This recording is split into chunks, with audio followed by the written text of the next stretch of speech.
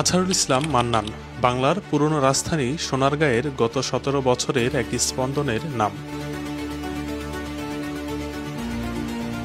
আওয়ামী লীগ শাসনামলে যখন বিএনপির সুবিধাভোগীরা নিজেদের গুটিয়ে আঁতাত শুরু করেছিল ক্ষমতাসীনদের সঙ্গে, তখন মান্নান ছিলেন রাজপথে সরব। একের পর এক মামলা, হামলা, কারাভোগও তাকে রাজপথ থেকে সরাতে পারেনি। এক পর্যায়ে সোনারগাঁয়ে বিএনপির কাণ্ডারি হয়ে ওঠেন তিনি। রাজধানী ঢাকায় প্রবেশের অন্যতম পথ মেঘনা সেতু থেকে শুরু করে কাঁচপুর সেতু পর্যন্ত সড়কের আন্দোলনে মান্নান ও তার অনুসারীরা থাকতেন সম্মুখ সারিতে। আওয়ামী লীগ সরকারের আমলে সোনারগাঁও উপজেলা পরিষদের নির্বাচনে জয়ী হলেও বিএনপি করার কারণে অপসারণ করা হয় তাকে। এদিকে অনেক আগে থেকেই সোনারগাঁও উপজেলা এককভাবে নারায়ণগঞ্জ ৩ আসন হিসেবে সংসদে নির্বাচন করে আসছে। তবে এবার সোনারগাঁয়ের সঙ্গে সিদ্ধিরগঞ্জ থানার অধীনে থাকা সিটি কর্পোরেশনের ১ থেকে ১০ নং ওয়ার্ড পর্যন্ত যুক্ত করে নারায়ণগঞ্জ ৩ সংসদীয় আসন হিসেবে প্রজ্ঞাপন জারি করেছে সরকার। সোনারগাঁয়ের সঙ্গে সিদ্ধিরগঞ্জকে যুক্ত করার পেছনে অদৃশ্য ৬ নেতার নাম আসলেও নেপথ্যে রয়েছেন সাবেক সংসদ সদস্য ও জেলা বিএনপির সদস্য মোহাম্মদ গিয়াসউদ্দিন। সোনারগাঁও উপজেলা ও সোনারগাঁও পৌর বিএনপি সহ এর অঙ্গ সহযোগী সংগঠনের নেতাকর্মীরা মনে করছেন, সোনারগাঁও উপজেলার মতো সিদ্ধিরগঞ্জ বিএনপি নেতাকর্মীদেরও প্রত্যাশা পূরণ করতে তাদের আগলে রাখার সক্ষমতা রয়েছে আজহারুল ইসলাম মান্নানের।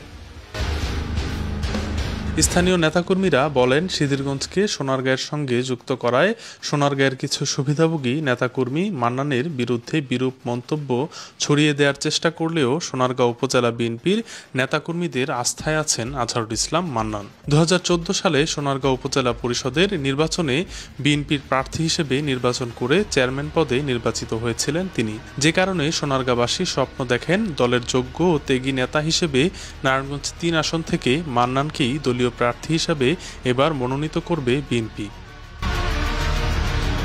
সোনারগাঁও সিদ্ধিরগঞ্জবাসী মান্নানকে ভোট দিয়ে সংসদে পাঠাবে এ দুটি থানা এলাকার মানুষের ভাগ্যের উন্নয়নের জন্য। বিএনপির তৃণমূল পর্যায়ের নেতাকর্মীরা বলেন, আওয়ামী লীগ সরকারের দীর্ঘ ১৫.৫ বছরের শাসনামলে নেতাকর্মীদের নিয়ে গণতন্ত্র মুক্তির দাবিতে রাজপথে আন্দোলন করেছেন মান্নান। ১/১১ ফখরুদ্দিন মঈনুদ্দিনের আমলেও সোনারগাঁয়ে বিএনপির হাল ধরেছিলেন। ৩২টি মামলায় জেল, জুলুম ও হামলা মামলা নির্যাতনের পরও রাজপথে আন্দোলনে বহাল ছিলেন বিএনপির এই ত্যাগী নেতা। উপজেলা পরিষদের চেয়ারম্যান নির্বাচিত হলেও চেয়ারে বসতে পারেননি ১ বছরও। বিভিন্ন মামলা দেখিয়ে বহিষ্কার করা হয়েছে ৬ বার। তবুও সরকারি দল আওয়ামী লীগ কিংবা জাতীয় পার্টির এমপির সঙ্গে আঁতাত করে চেয়ারম্যানের চেয়ারে বসে থাকার চেষ্টা করেননি রাজপথের আপসহীন এই নেতা। নারায়ণগঞ্জ জেলার আরও ২টি উপজেলা পরিষদের বিএনপি ঘরানার চেয়ারম্যানরা সরকারি দলের সঙ্গে মিলেমিশে কাজ করলেও মান্নানের কাছে চেয়ারের চেয়ে দল বড় ছিল।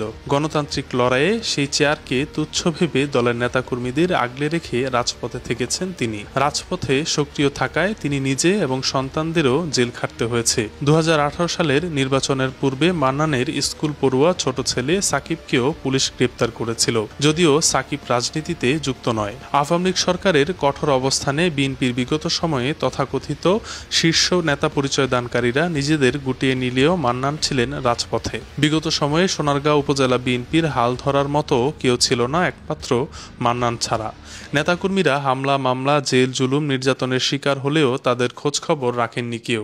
নেতাকর্মীদের জামিনের ব্যবস্থা করা, জেলখানায় খবর নেয়া, জেলখানার খরচ বহন, এমনকি জেলবন্দি বা আহত নিহত নেতাকর্মীদের পরিবারের পাশেও ছিলেন মান্নান। এভাবে সোনারগাঁও বিএনপির নেতাকর্মীদের একমাত্র ভরসার জায়গা হয়ে উঠেছিলেন তিনি। শুধুমাত্র নেতাকর্মীদের পাশেই ছিলেন এমনটা নয়, নগরীর ডিআইটি বাণিজ্যিক এলাকায় জেলা ও মহানগর বিএনপির কার্যালয়টি সিটি কর্পোরেশন থেকে নেয়ার পেছনে মান্নানের বিপুল পরিমাণ অর্থের অনুদান রয়েছে।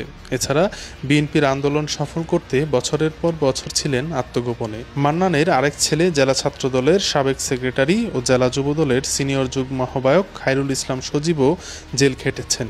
তারা পিতা পুত্র একসঙ্গে জেল কেটেছেন বহুবার। তাদের বিরুদ্ধে ৬০টিরও বেশি রাজনৈতিক মামলা রয়েছে, যাতে তারা আসামি ছিলেন। ১৫ বছরে মান্নান কয়েক দফায় প্রায় ৬ মাসেরও বেশি সময় কারাগারে ছিলেন বলে জানা গেছে।